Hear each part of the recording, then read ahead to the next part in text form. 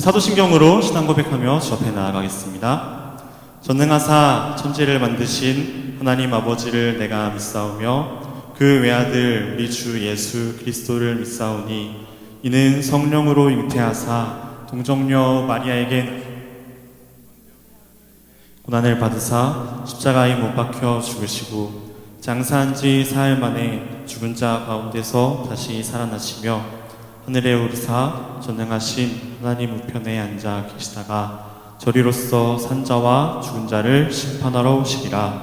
성령을 믿사오며 거룩한 공회와 성도가 서로 교통하는 것과 죄를 사하여 주시는 것과 몸이 다시 사는 것과 영원히 사는 것을 믿사옵나이다.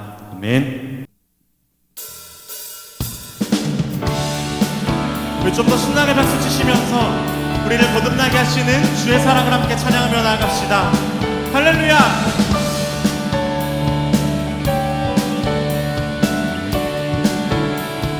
함께 찬양합시다. 예수로 나의 구주 삼고 성령과 피로써 거듭나니 이 세상에서 내 영혼이 하늘의 영광 누리도다. 우리가 하늘의 영광을 함께 누리기를 소망합니다. 예수로 나의 구주 삼고 성령과 피로써 거듭나니 이 세상에서 내 영혼이 하늘의 영광 누리로다. 이것이 나의 간증이요 이것이 나의 간증이요 이것이 나의 찬송일세. 나 사는 동안 끊임없이 구주를 찬송하리로다.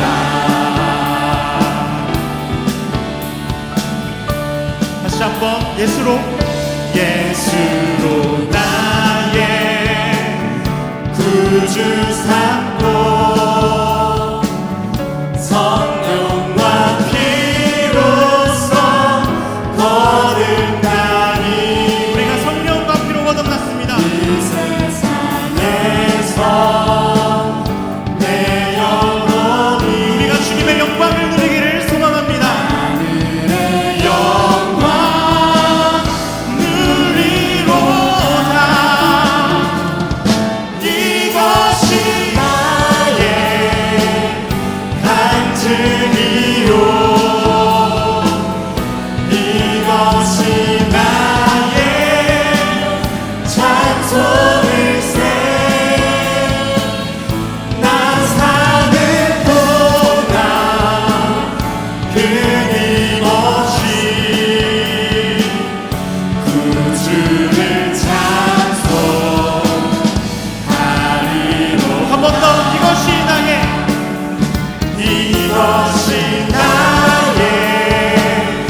간증이요 이것이 우리의 찬송이기를 소망합니다. 이것이 나의 찬송일세.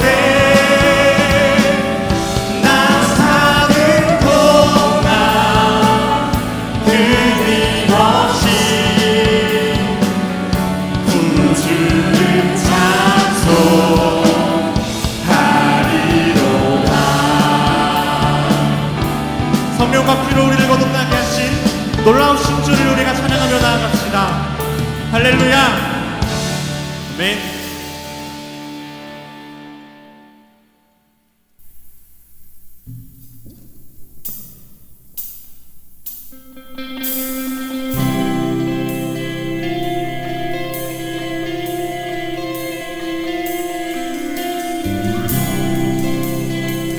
주님의 이름을 높이는 찬양을 올려드렸습니다.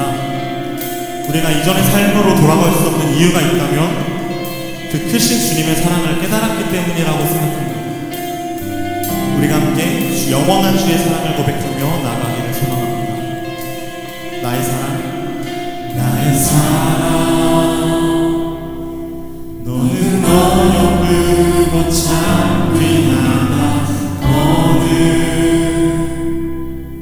보석보다 귀하다. 내가 사랑스럽지 않을 때 너를 온전히 사랑하고 너와 함께하여 내가 왔노라. 주의 사랑 결코 변치 않아. 주의 사랑, 이 사랑은 결코 변치 않아. 모든 계절 돌보시네. 푸른 마르고 꽃은 지느나 주의 말씀은 진실해. 실수가 없으신 주만 바라라.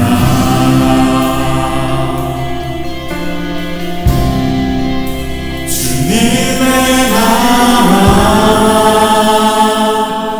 뜻이 나의 삶 속에 임하시며 주님 알기를 주만 보기를 소망해.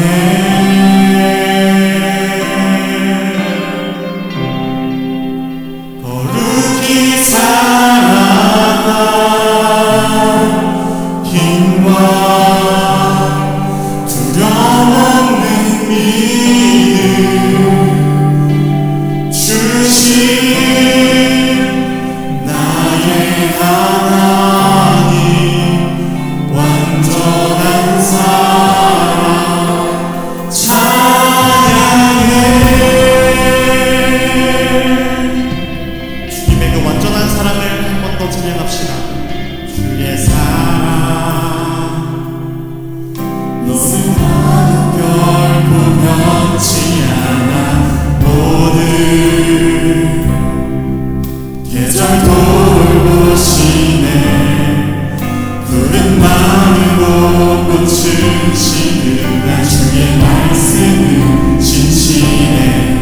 실수가 없으신 주. 우리 2절의 가사로 한 번 더 고백합시다. 주의 사랑, 주의 사랑, 이 사랑은 결코 변치 않아. 모든 계절 돌보시네. 푸른 마르고 꽃은 시드나 주의 말씀은 진실해.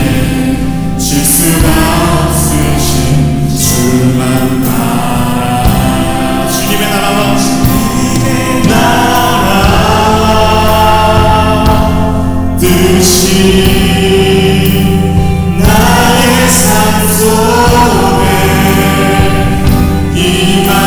임하시며 주님 알기를 주만 보기를 소망해. 거룩히 살아갈 힘과 거룩히 살아갈 힘과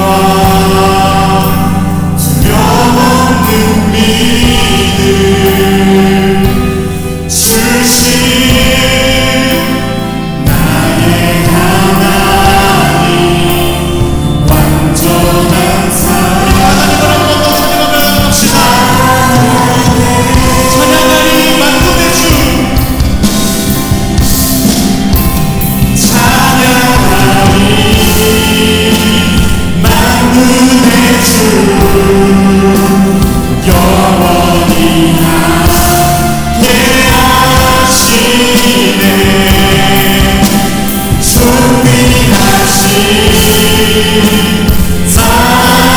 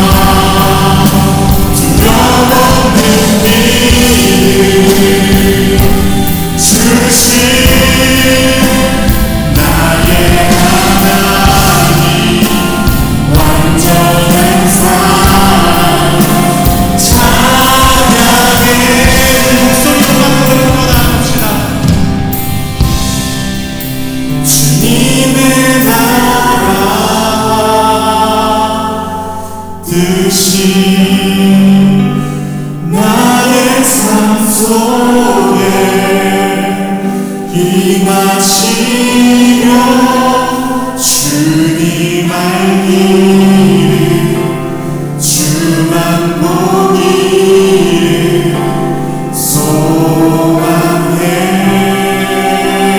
주께서 우리에게 거룩히 살아가림을 주심을 고백합니다. 거룩히 살아가 힘과 두려움 없는 믿음 주신 나의 하나님 완전한 사랑 찬양해.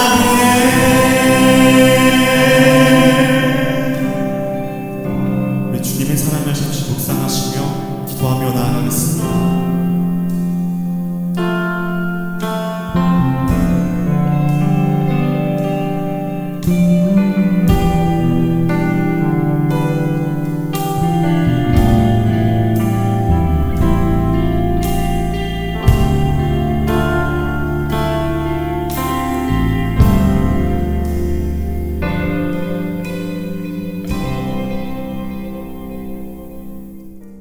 기도드리겠습니다.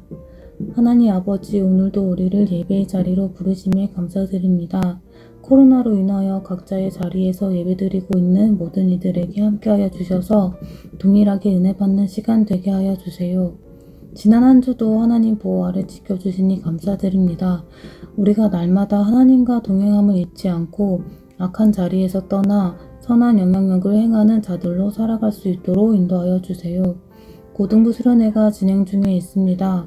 다윗과 같은 용기를 주시고 하나님만 의지하는 믿음의 자녀들이 되게 하여 주시고 세상의 기준이 아닌 하나님이 바라보시기에 기뻐하는 자들이 되게 하여 주세요.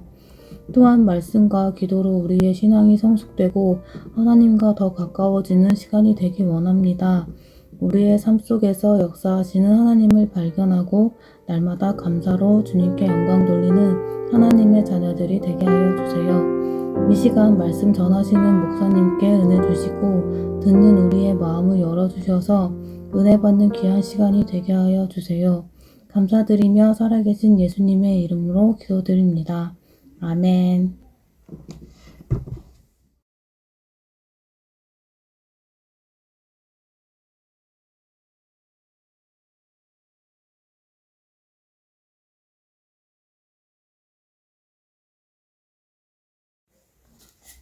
오늘의 말씀은 사무엘하 12장 13절부터 25절 말씀입니다. 다윗이 나단에게 이르되 내가 여호와께 죄를 범하였노라 하매 나단이 다윗에게 말하되 여호와께서도 당신의 죄를 사하셨나니 당신이 죽지 아니하려니와 이 일로 말미암아 여호와의 원수가 크게 비방할 거리를 얻게 하셨으니 당신이 낳은 아이가 반드시 죽으리이다 하고 나단이 자기 집으로 돌아가니라. 우리아의 아내가 다윗에게 낳은 아이를 여호와께서 치심에 심히 앓는지라.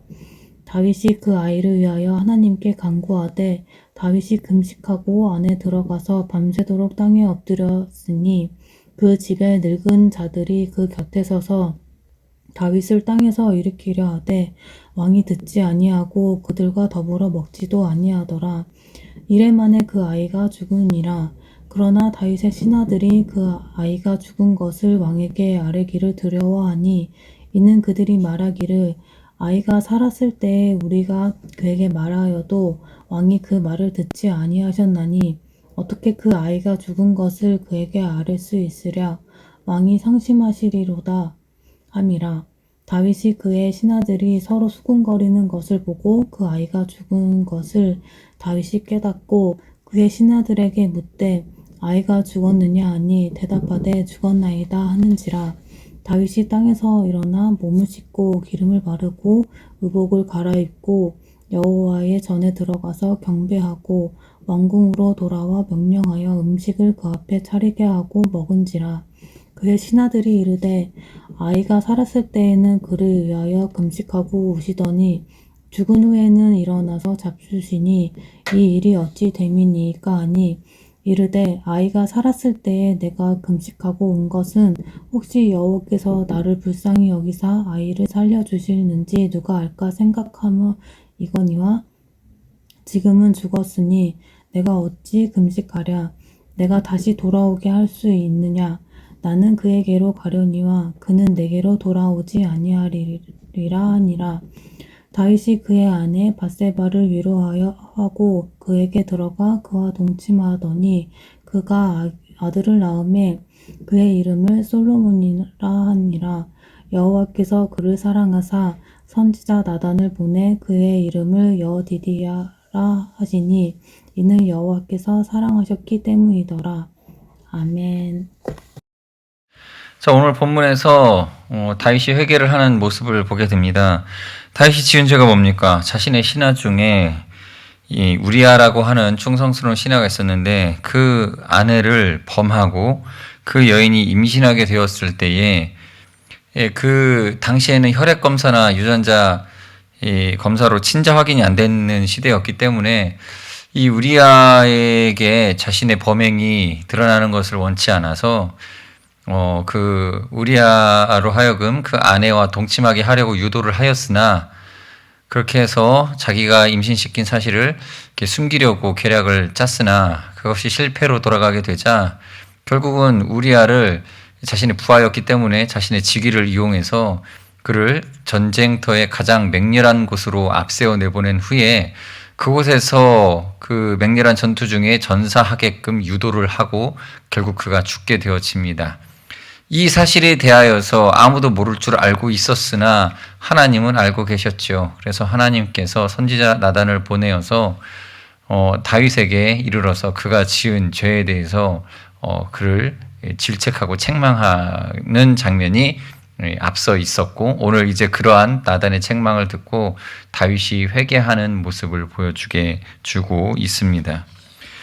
여러분, 다윗은 우리아를 죽이기 위해서 맹렬한 전투에 내보냈는데 그 굉장히 위험한 전투에 위험한 작전을 짜서 그 성벽 아래에서 전투를 벌이게 만들었습니다. 그러니까 죽기 딱 좋은 그런 이 전장을 만들어 놓고 그곳으로 자신이 이 저지른 잘못을 이제 그 당사자의 죽음으로써 덮으려고 하였던 것이죠. 근데 이것이 하나님 보시기에 굉장히 악하였습니다. 여러분, 죄 중에 이런 죄가 있습니다. 내가 그 사람을 직접 죽인 것은 아니지만 그가 죽을 줄을 알고도 그를 죽음의 상황 속에 내모는 것, 이런 고의성이 이렇게 명확하게 드러나진 않지만 고의가 그 안에 인정될 수 있는 그런 상황들을 법적으로 미필적 고의라고 합니다. 그러니까 죽을 줄 알면서 그를 전쟁에 내보냈다라는 거예요. 다윗은 뭐라고 합니까? 15절에 그 편지에 써서 이르기를 너희가 우리아를 맹렬한 싸움에 앞세워 두고 너희는 뒤로 물러가서 그로 맞아 죽게 하라 하였더라. 우리아가 이 맹렬한 전투에 내보내서 그가 맞아 죽을 것을 기대할 만한 확률이 있었죠. 그것을 기대하고 그를 전쟁에 내몰았다라는 것이죠. 그리고 나서 다윗은 핑계를 댑니다. 다윗이 전령에게 이르되 너는 요압에게 이같이 말하기를 이 일로 걱정하지 말라. 칼은 이 사람이나 저 사람이나 삼키느니라. 그 성을 향하여 더욱 힘써 싸워 함락시키라 하여 너는 그를 담대하게 하라 하니라. 다윗이 요압에게 이 서신을 보내서 이 우리아가 죽은 사실에 대해서 너무 마음 쓰지 말아라. 왜냐하면 전쟁터에서는 사람이 죽을 수도 있고 살 수도 있는 것 아니냐. 병사 하나쯤 죽을 수도 있는 것이다. 라고 하면서 이렇게 이 자신이 고의로 사람을 죽인 것을 마치 우연히 그렇게 되어진 것처럼 상황을 몰고 가고 있는 것입니다. 여러분, 이 미필적 고의, 법률 용어인데 이건 고의입니다. 자신이 필연적으로 그 사람이 그렇게 되어질 것을 몰랐다라고 말은 하겠지만 결국 그의 이 의도 속에 고의가 담겨 있다라는 겁니다. 그래서 이거 고의입니다. 살인죄죠. 과실치상, 업무상 과실치상이 아니라 살인을 하려고 계획한 살인죄인 것입니다. 오늘날 우리가 짓는 죄들이 이러한 형태를 많이 띠고 있습니다. 우리 기독교인들 특히 하나님 앞에서 바르게 살고 싶은 욕망은 있습니다. 하나님 앞에서 나는 괜찮은 사람이야 라고 보여주고 싶습니다. 나는 꽤 착한 사람이야. 나는 하나님의 뜻을 따라 살려고 하는 사람이야 라고 사람들에게 나를 보여주고 싶습니다. 그러나 우리 안에 죄된 욕망, 죄된 속성은 전혀 회개하지 않은 상태에서 죄인의 삶을 거두지 않은 상태에서 그저 의롭게 보이려고 하는 삶을 살다가 보면 이런 미필적 고의로 죄를 짓는 경우들이 참 많습니다. 여러분 그렇지 않습니까? 어떤 여러분들 중에 누군가를 미워하는 사람이 있어요. 난 미워. 저 친구 미워 죽겠어. 근데 미운 마음이 내 안에 있어요. 그런데 대놓고 미워하기에는 뭔가 양심이 거리끼는 것이 있죠. 특별히 또 주위의 사람들의 시선도 있고요. 그렇기 때문에 그 사람들 앞에서 저 사람을 내가 미워한다라고 말하지는 않아요. 대신에 대놓고 미워할 수 없으니까 돌려서 미워합니다. 앞에서는 웃으면서 그 사람을 대하고 뒤에서는 그 사람을 흉보고 다닙니다. 혹은 자기가 직접 흉보는 것은 자기 얼굴에 뭔가 부끄러움이 있기 때문에 다른 사람이 흉보게 유도를 합니다. 그리고 그것을 듣고 있습니다. 그리고 이것은 내 양심에 찔리지 않기 때문에 자신은 잘못이 없다라고 생각을 하죠. 사실 이게 우리들이 짓는 죄의 대다수의 형태입니다. 하나님께서는 이런 인간의 악랄하고 교활한 마음을 원천 차단하시려고 예수님을 통하여서 우리에게 이렇게 가르쳐 주셨습니다. 마태복음 5장 43절에 또 내 이웃을 사랑하고 네 원수를 미워하라 하였다는 것을 너희가 들었으나 나는 너희에게 이르노니 너희는 너희 원수를 사랑하며 너희를 박해하는 자를 위하여 기도하라. 여러분 사람이 마음으로 앙심을 품고 악한 마음을 품고서는 결코 기도라는 걸 할 수가 없습니다. 기도는 마음으로 하는 것이기 때문에 그 마음으로 하는 게 전부인 기도를 그 마음의 악함을 품고 어떻게 할 수 있겠습니까?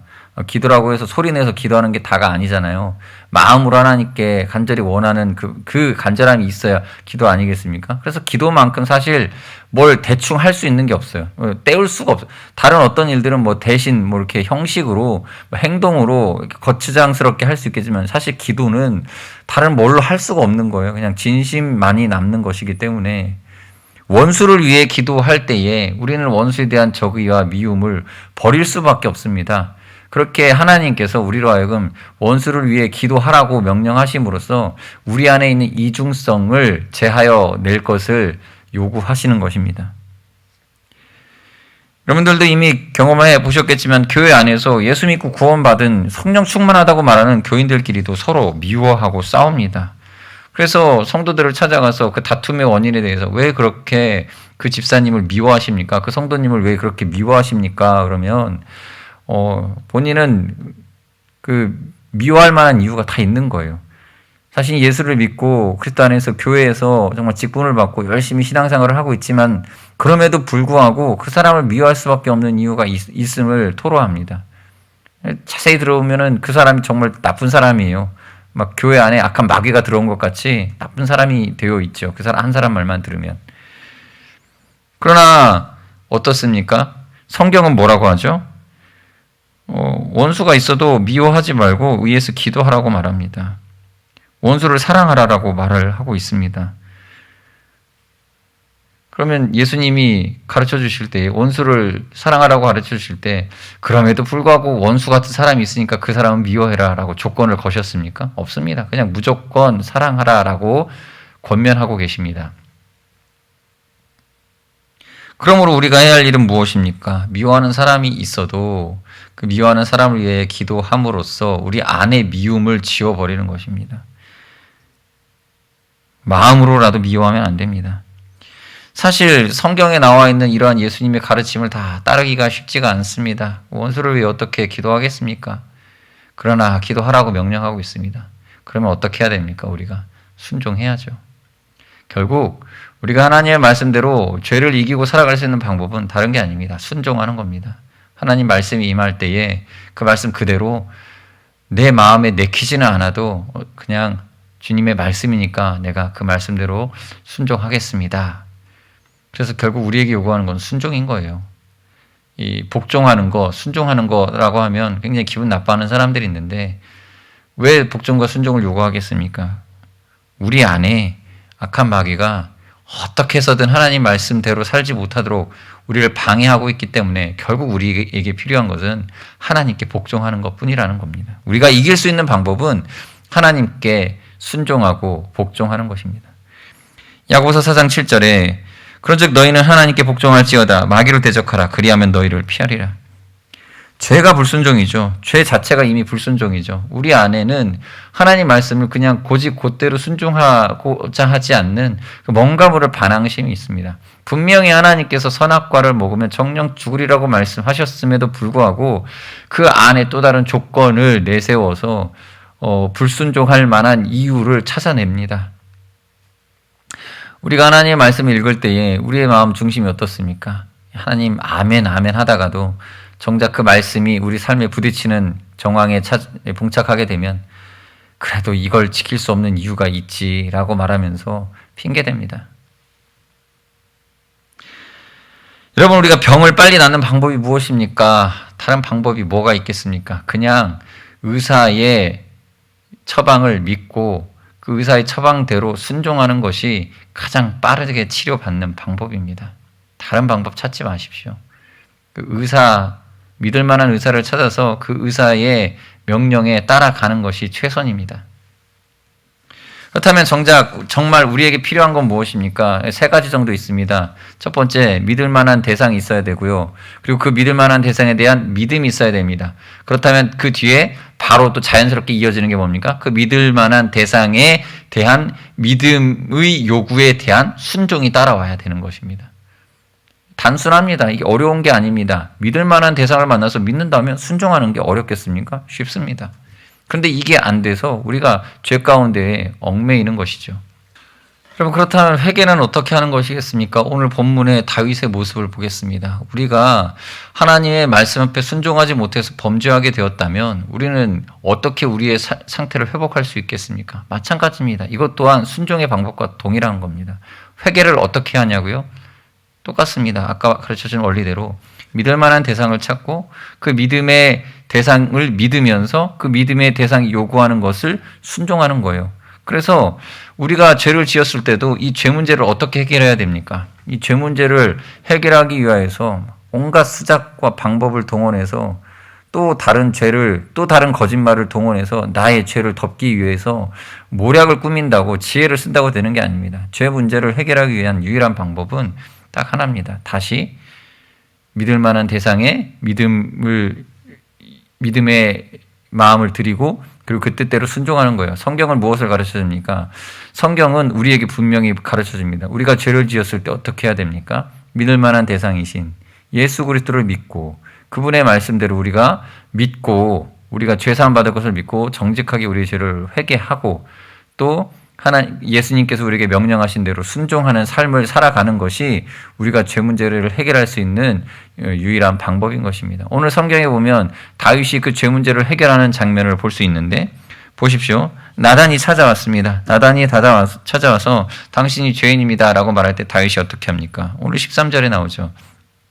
다윗이 나단에게 이르되 내가 여호와께 죄를 범하였노라. 내가 여호와께 죄를 범하였노라. 죄를 시인합니다.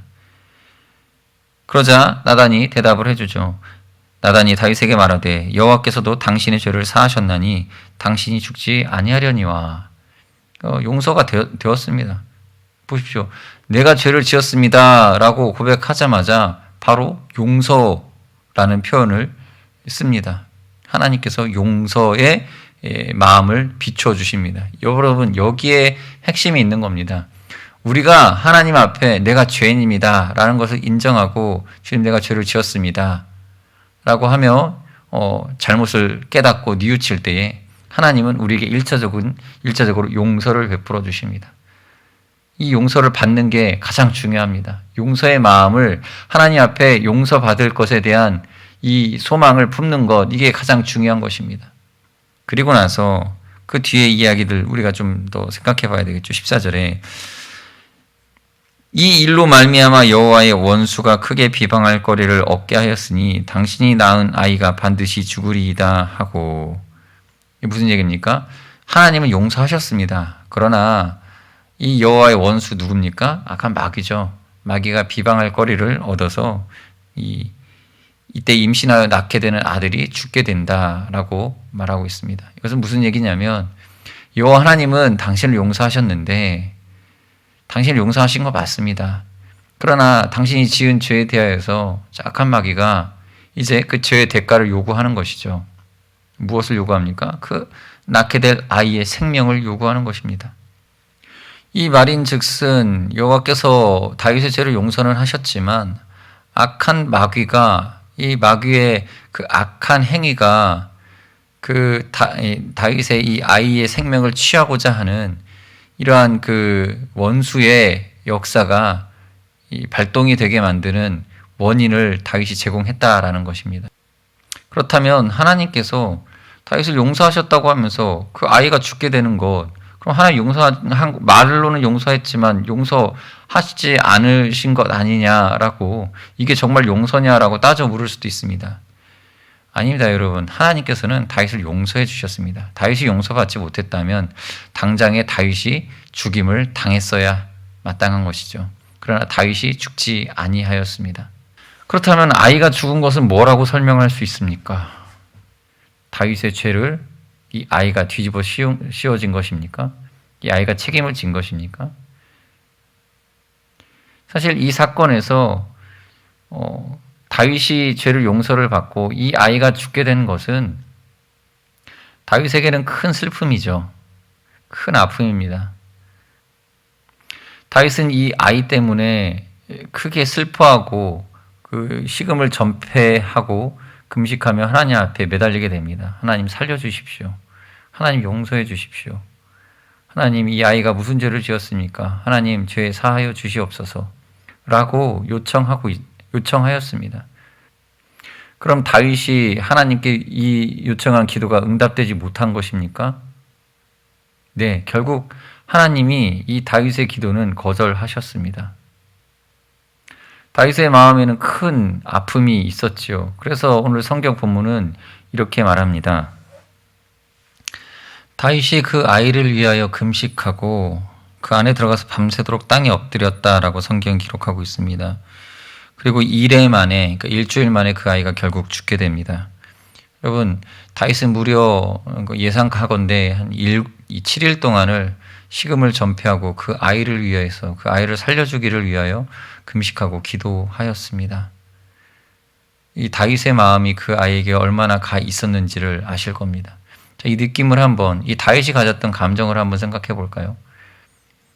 자기가 낳은 아이가 자기를 대신해서 일주일 동안 끙끙 앓다가 죽게 되었습니다. 이 죄의 원인이 자기 자신에게 있다라는 것을 알 때 그 아이가 얼마나 불쌍하고 안타깝게 여겨졌겠습니까? 아무것도 모르는 이 갓난 아이가, 이 낳은 아이가 일주일 만에 죽게 되었습니다. 그 기간 동안 다윗이 밥도 못 먹었습니다. 왜죠? 이 아이가 나 때문에 내 죄로 인하여서 나를 대신해서 내 죄의 죗값을 대신하여서 죽게 되었구나 라는 것을 생각할 때에 이 다윗의 마음이 더욱 이 아이를 향하여서 절절했던 것이죠. 하나님 용서해 주십시오. 하나님 용서해 주십시오. 이 아이를 살려 주십시오. 저의 죄 때문이라면 이 아이를 용서해 주십시오. 엎드려 기도했습니다. 밥도 안 먹었습니다. 혹시 하나님이 살려주시면, 혹시 하나님이 살려주실까? 그런 기대감을 가지고 일주일을 버텼습니다. 그러나 결국 그 아이는 죽게 되었습니다. 그리고 나서 다윗의 목소리를 한번 들어볼까요? 19절에 다윗이 그의 신하들이 서로 수군거리는 것을 보고 그 아이가 죽은 줄을 다윗이 깨닫고 그 신하들에게 묻되 아이가 죽었느냐 하니 대답하되 죽었나이다 하는지라. 22절에 이르되 아이가 살았을 때에 내가 금식하고 운 것은 혹시 여호와께서 나를 불쌍히 여기사 아이를 살려주실는지 누가 알까 생각함이거니와 지금은 죽었으니 내가 어찌 금식하랴. 내가 다시 돌아오게 할 수 있느냐. 나는 그에게로 가려니와 그는 내게로 돌아오지 아니하리라 하니라. 이 다윗의 마음에 침통한 마음이 느껴지지 않습니까? 그 아이와 무슨 정이 깊게 들었겠습니까? 그러나 그 아이가 자기의 죄 때문에 아파서 죽게 되는 것을 볼 때에 그 연약한 것이 내 죄로 인하여서 이 고통을 당하고 결국은 죽게 되는 것을 보는 그 부모의, 그 아버지 다윗의 마음이 얼마나 고통스럽고 괴로웠겠습니까? 저는 이 이야기에서 다윗의 죄로 인해 이 아이가 죽은 것이 저 또한 가슴이 아프고 괴로웠습니다. 이 이야기를 읽으면서 부모가 자기 자식을 자기 죄 때문에 잃게 되는 것이 얼마나 가슴 아픈 일일까를 생각해 볼 때에 참 견디기 힘든 고통이 아닐까 하는 생각이 듭니다. 그러나 결국 이 아이는 죽게 되고 여호와 하나님께서는 그 아이의 죽음을 허락하셨습니다. 그렇다면 이 이야기를 생각해 볼 때에 하나님이 다윗을 용서해 주셨다면 그 아이를 살려줘야 되는 것 아닌가? 조금 앓고 있다가 그래도 다시 건강하게 회복시켜 주셔야 되는 것 아닌가라는 그런 약간의 기대감 같은 게 있었는데, 사실 이 이야기에서 이 아이의 생명보다 더 중요하게 여겨야 하고 이 아이의 생명보다 더 가치 있게 여겨져야만 되는 것이 한 가지 숨겨 있는데, 그것은 바로 무엇이냐? 하나님이 다윗을 결국은 용서하셨고 하나님과 다윗 사이의 관계를 하나님이 회복시키기를 원하셨다. 즉 하나님과 다윗 간에 있었던 그 죄 문제를 해결하고 이 하나님과 다윗 간의 이 관계가 회복되어졌다라고 하는 점이 이 이야기의 핵심인 것입니다. 그만큼 하나님과 우리 사이의 관계가 너무나 중요하다. 그것이 회복되어지는 것이 이 아이의 한 생명보다도 더 귀한, 하나님께서 더 크신 은총으로서 여겨지는 바이다라고 우리는 이해를 해야 됩니다. 여러분, 때때로 우리는 우리의 죄로 인해서 우리 인생 가운데 당하는 고난이나 어려움이나 슬픔을 마주할 때에 그 고난과 아픔, 슬픔의 크기가 너무나 클 때에 우리에게 주어져 있는 하나님과 나 사이에 회복된 그 관계보다 이 슬픔의 가치에 더 무게를 두고 이 상황을 바라보는 마음을 가질 때도 있습니다. 하나님 너무한 것 아닙니까? 하면서 원망하고 싶은 마음이 들 때가 있습니다.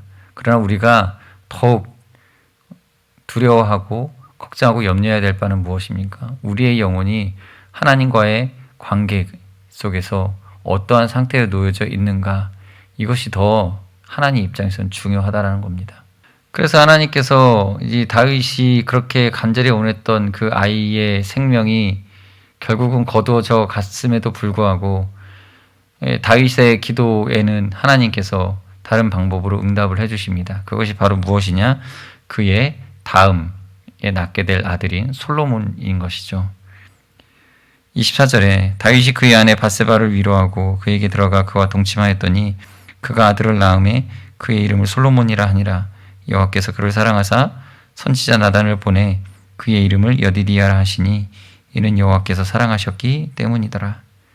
즉 하나님께서는 다윗의 기도를 무시하신 것이 아니라 그의 기도, 그의 간절한 회개, 또 하나님을 향한 그 애절한 마음을 하나님께서 알고 계시고 기억해 주셨다라는 것이 여기에 담겨져 있는 거죠. 솔로몬이라고 하는 이에게 그때 그 죄를 지적했던 선지자 나단을 보내셔서 이름을 그의 별칭으로 지어주셨는데 여디디아라고 불리게 하셨습니다. 여호와께서 그를 사랑하셨다, 이러한 뜻이 담겨있는 이름입니다.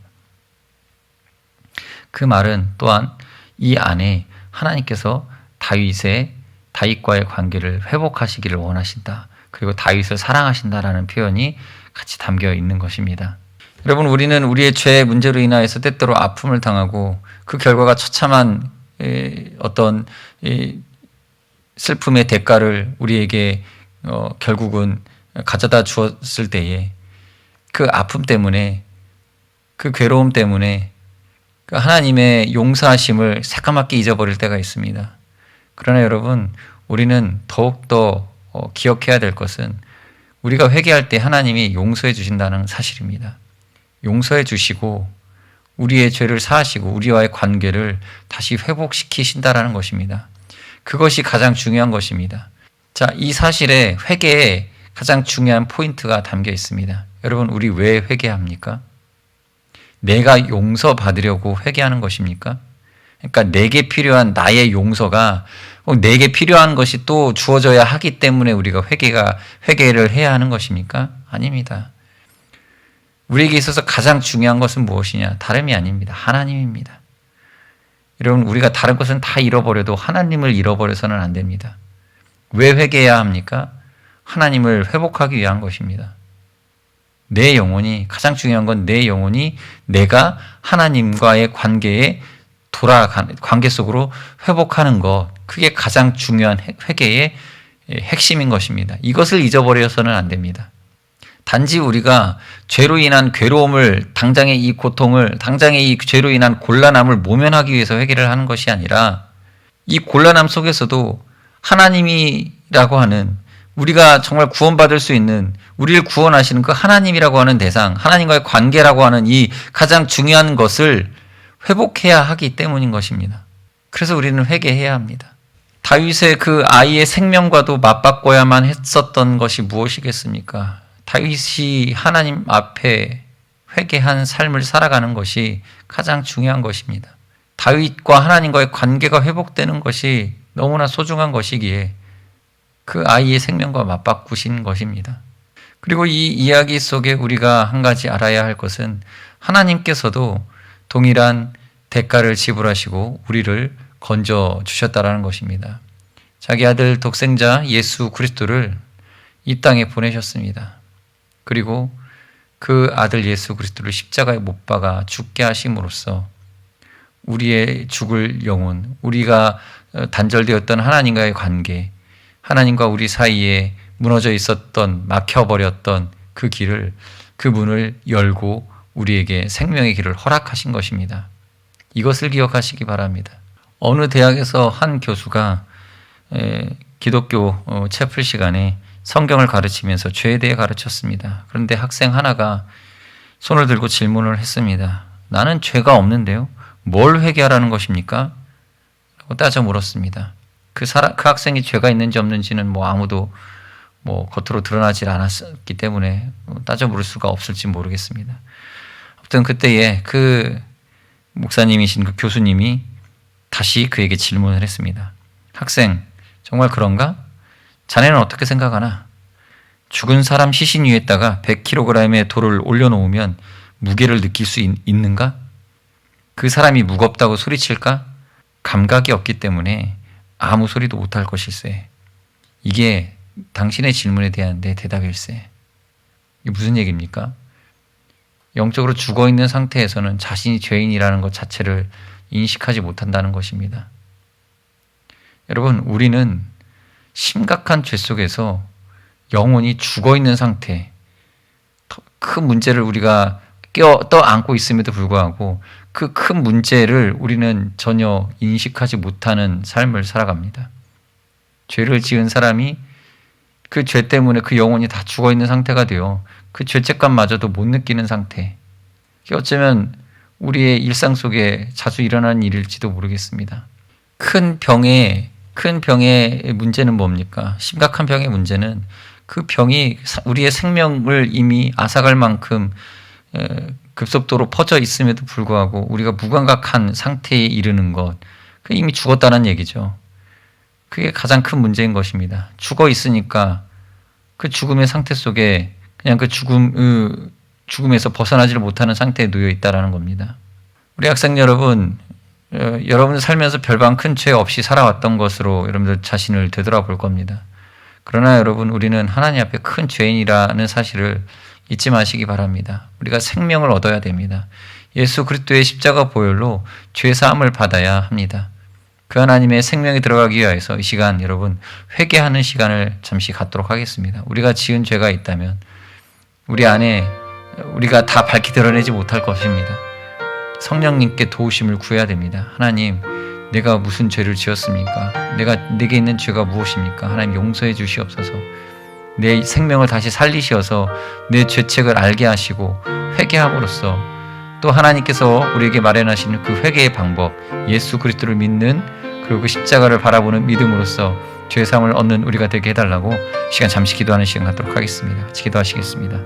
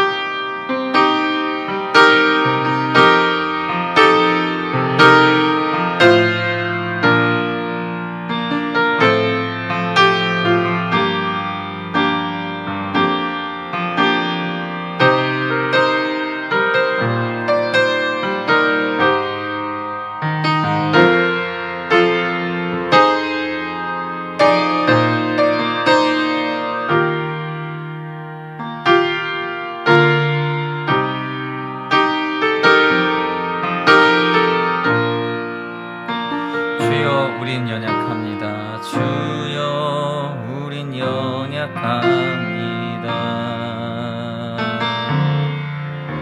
우린 오늘을 힘겨워합니다.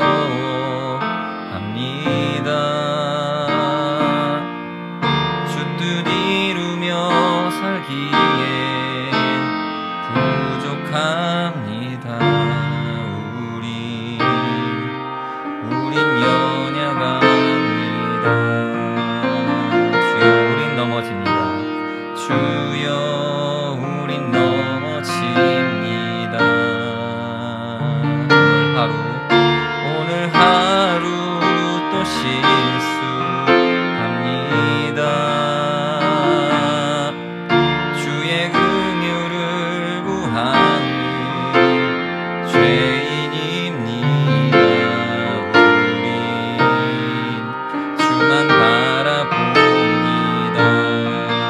한없는 주님의 은혜, 한없는 주님의 은혜, 온 세상 위에 넘칩니다.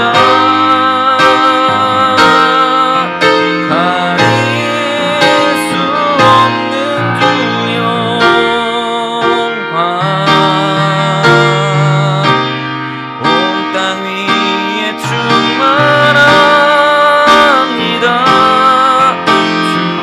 주님만 이으리오니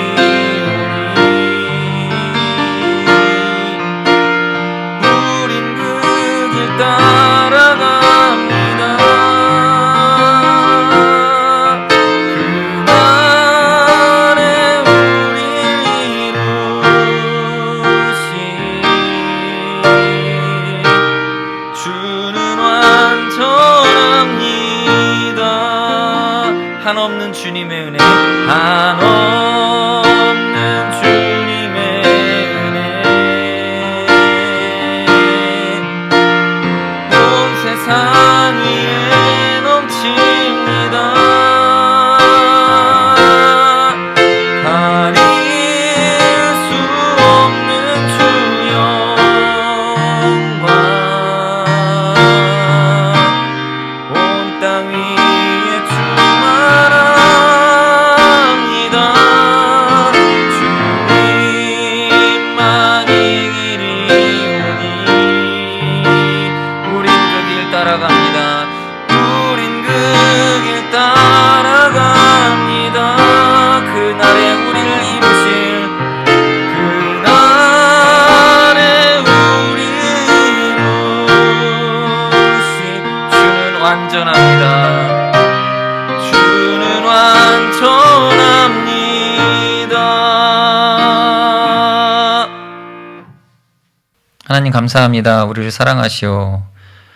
독생자 예수 그리스도를 우리를 대신하여 십자가에 못 박으시고 우리에게는 죄사함의 권세와 은혜를 허락하시니 감사드립니다. 이 시간 하나님 앞에 회개합니다. 하나님, 우리가 지은 죄를 다 낱낱이 고하지 못할 만큼 우리의 영적인 상태가 하나님 앞에 죽음에 가까이 놓여져 있습니다. 하나님, 우리의 영혼이 회복하길 원합니다. 다시 살아나길 원합니다.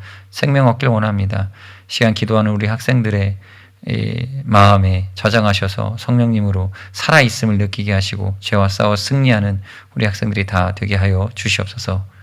이제는 우리 주 예수 그리스도의 은혜와 하나님 아버지의 크신 사랑하심과 성령님의 교제교통으로 충만하심이 주 예수 그리스도를 믿어 생명을 얻고 죄에서 건진받기를 소망하는 우리 학생들 위해 이제로부터 영원토록 함께 있을지어다. 아멘.